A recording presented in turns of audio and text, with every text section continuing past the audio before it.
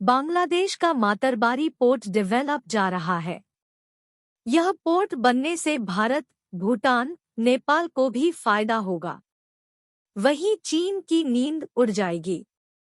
भारत के दोस्त और चीन के दुश्मन देश जापान द्वारा यह पोर्ट डेवलप जा रहा है।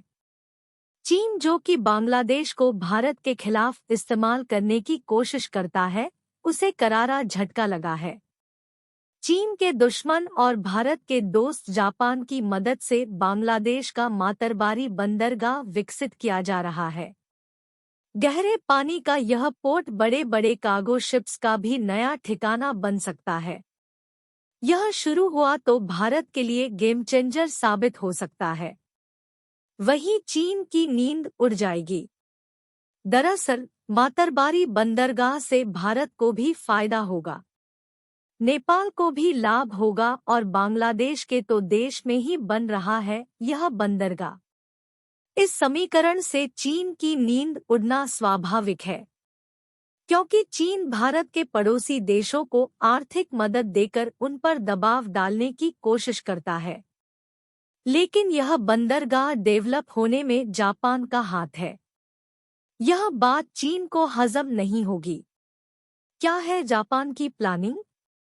बांग्लादेश का मातरबारी बंदरगाह भारत के पूर्वोत्तर, खासकर त्रिपुरा के साथ साथ चारों ओर से जमीन से घिरे नेपाल और भूटान के साथ भी कनेक्टिविटी का नया माध्यम बन सकता है।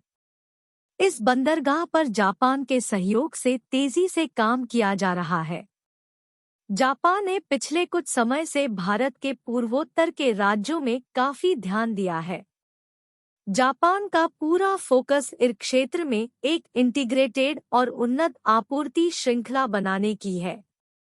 जापान इसके जरिए पूर्वोत्तर में अपनी उपस्थिति बढ़ाने और निवेश को तेज करने की योजना बना रहा है। जापान क्यों बना रहा बांग्लादेश में पोर्ट?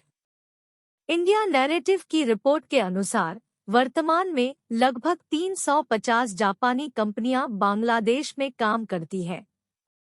बांग्लादेश के कॉक्स बाजार में स्थित मातरबारी बंदरगाह मुख्य रूप से बंगाल की खाड़ी के औद्योगिक विकास केंद्रों के तहत जापान इंटरनेशनल कॉरपोरेशन डेवलप किया जा रहा है।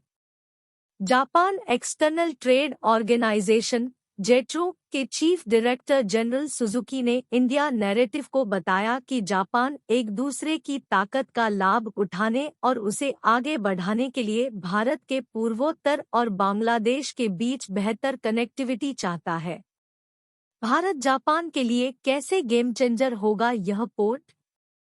नेशनल मैरिटाइम (NMF) ने एक अध्ययन में कहा कि यह कनेक्टिविटी भारत और जापान के बीच बुनियादी ढांचे, पर्यटन, सांस्कृतिक एकीकरण सहित लॉजिस्टिक और ट्रेड सहित कई क्षेत्रों में सहयोग के नए रास्तों को खोलेगी।